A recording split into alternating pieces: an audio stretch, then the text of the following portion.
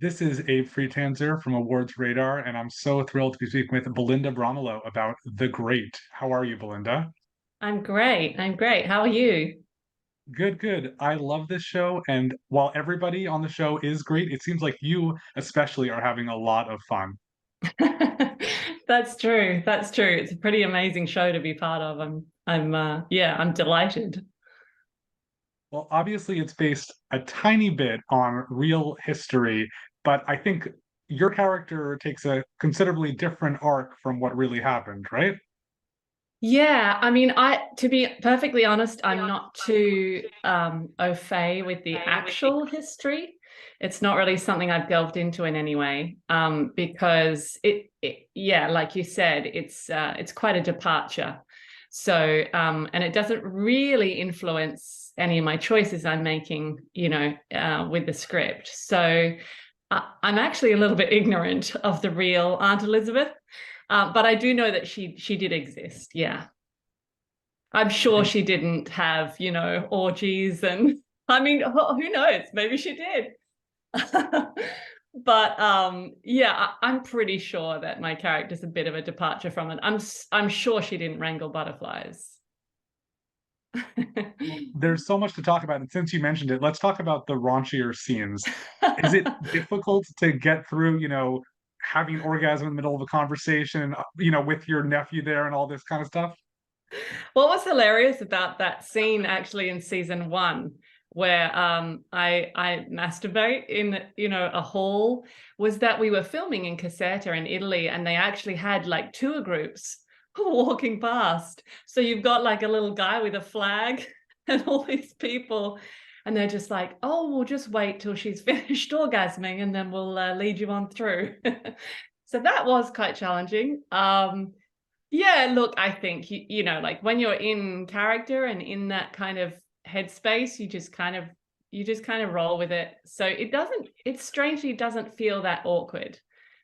It's just part of the job. It's just another side of her personality that's really quite interesting to me. Just how sort of experimental and fluid she is, and I kind of like that we explore that a little bit. So yeah, it's not quite as awkward as you would think. I think one of my favorite moments from season three is I think it's in the first episode when she is talking to Peter and he doesn't like what she's saying, so she does a little dance so that he can, Yeah. appreciate or not be upset by what he's telling her. This, how much of that is specifically in the script, and how much do you add to it in moments like that? Well, the dance is scripted, as in she says, "Why don't I dance around a bit, to make it easier for you," or something along those lines. And then the dance I just made up on the spot. And I mean, I just sort of yeah, it was just sort of like an improvised little dance that I hoped was going to work. Yeah, it was strange because of course, on that day it was like blazing heat and the sun was in my eyes and I was like, "Oh God, I've got to make up this dance." And I hadn't really prepared that much. And then I had to sort of manifest a macaroon at the same time. So there was a lot going on, but it was fun. It's always fun. And I'm sure with the heat, the costume and your hair don't help a Yeah. lot with that. Yeah. Yeah, that's true. That's true. The wig is nice in winter though. I have to say. Sure, and I mean season three, there is a good deal of winter. While I'm sure earlier seasons I don't remember as much, but season three, I think that's a prominent sort of thing, the changing of the seasons, and just sort of heading into some more dramatic material, which we don't see all that much with your character. Do you like exploring those moments? Yeah, I love it. I mean, I think that's the joy of this role, is that you have this really comedic side to her, and a side that's quite sort of I don't know, otherworldly or sort of whimsical in a way. And then you also have this really quite sort of decided and almost she's a bit of a player politically. And um and then of course, yeah, with everything that goes down in season three, there's a lot of grief and a lot of just devastation to sort of work in. So it's a gift in the sense that you have a chance to explore all of that. It's such a rare thing and a really wonderful thing, obviously, for an actor to be able to sort of play in all those different territories is, yeah, it's really, really nice. What is the mood like on set? The mood? It's lovely. I mean, Tony has such an ability to create a really nice place to be. You know, the people that he gathers around, not just the cast, but also the crew and their creative team. You know, you really feel like these are people that are at the top of their game, and they're very passionate about what they do, and they're also really nice people. So it feels like a sort of a family, like a big extended family, and that's a really safe place too for an actor to try out new things and you know, move into different territory. You feel very free to sort of do that. I think it makes a real difference to the show, because I think it weirdly kind of translates the sort of the fact it's such a wonderful place to work kind of can't help but sort of infiltrate, you know, like come off the page onto the screen. So yeah, we're very lucky. The people are great. I love them. You, of course, are married to Tony McNamara. Do you share his twisted sense of humor? I do very much. We're very we really get each other, I think, in that regard. I think it's one of our sort of the biggest way we connect. We just have this sort of understanding of tone and humor. We're very sort of well matched in that way. It's kind of dark and weird and funny.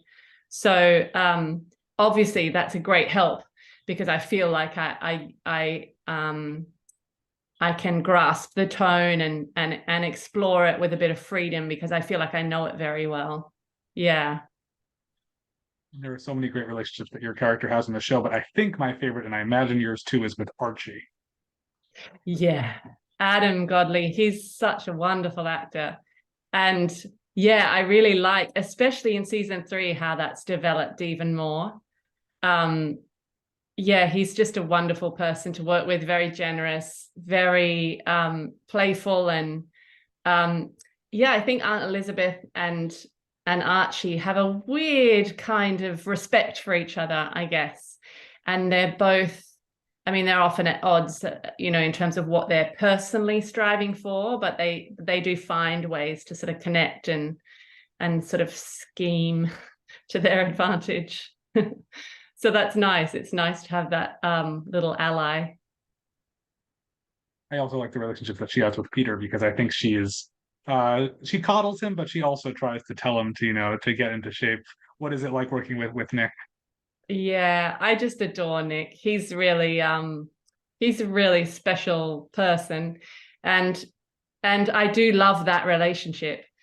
I love how she absolutely adores him, and is aware of his sort of sensitivities and his impulsive, sometimes violent nature. And she can't help but sort of love and embrace him anyway. But she's probably the one who's best placed to sort of try and guide him and, you know, call a spade when you know, when she needs to sort of have a stern word with him. He does actually listen, or at least she feels like he does. And yeah, I mean, yeah, Nick to work with, he's gorgeous. He's really playful, and he never does it quite the same way. So there's a real freedom, you know, when you're opposite someone like that, because there's almost a kind of a danger to the scene sometimes, which is very exciting as an actor. You don't, you know, get that often. Just feeling like it could go in any direction. It's really that's really wonderful. Yeah. Elle is very talented, and I think that Elizabeth and Catherine, there's an interesting relationship there too, because I think while a lot of people don't have her best interests at heart, I think Elizabeth sort of does, even though she wants what's best in the country also.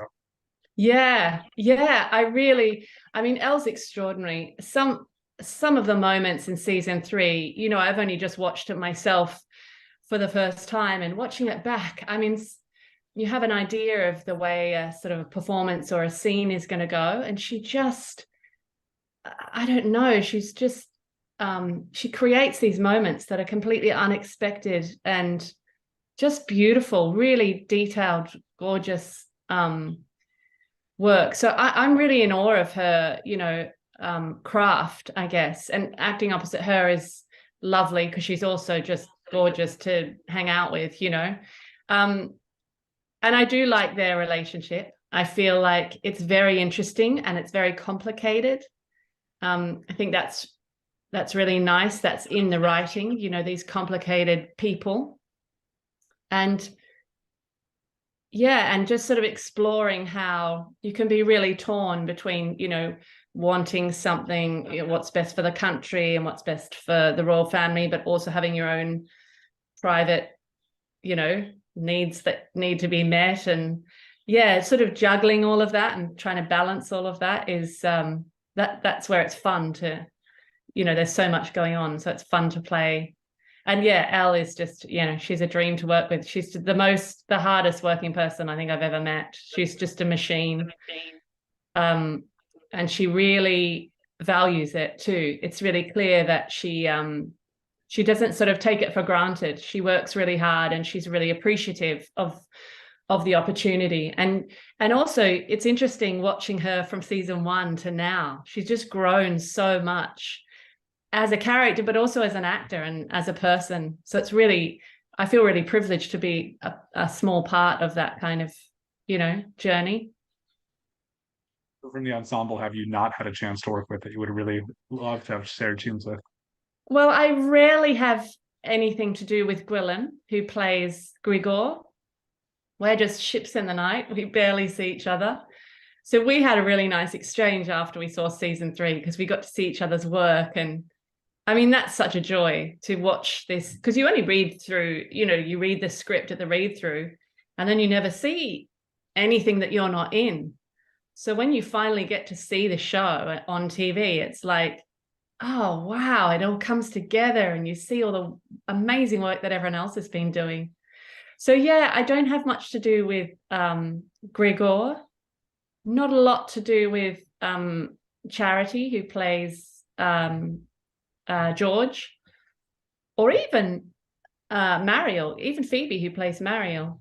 So it's nice when you get a scene. It's always something to look forward to, and also the scenes where we're all together, because that's a really fun day because everyone's on set and it's kind of like a sleepover or something. I mean, I don't know why I said sleepover, but it's like the gang's back together. So everyone, we have a lot of fun on those days, even though they're often long days because they're usually some big, all the cast and millions of extras. So they're kind of long, but it is nice when it happens. Does doing the show make you want to do more period pieces? Not especially. I mean, I love it. The costumes and the sets are incredible. You literally just walk into this studio in East London and you feel like you're in Russia in some enormous palace. It's totally transformative. And the hair and makeup and, it all comes together to kind of really transport you to another place, which makes your job as an actor a lot easier. I mean, I don't know that I'm sort of thinking more about doing sort of more period stuff necessarily. I think it's more the sort of scripts that it's more the genre, the sort of irreverence, I think, that I respond to and enjoy about the show. I mean, I wouldn't say no. If someone wants to cast me in a period drama, sure. I'll take it. Wonderful. Well, thank you so much for taking a few minutes with me today, and good luck in the future.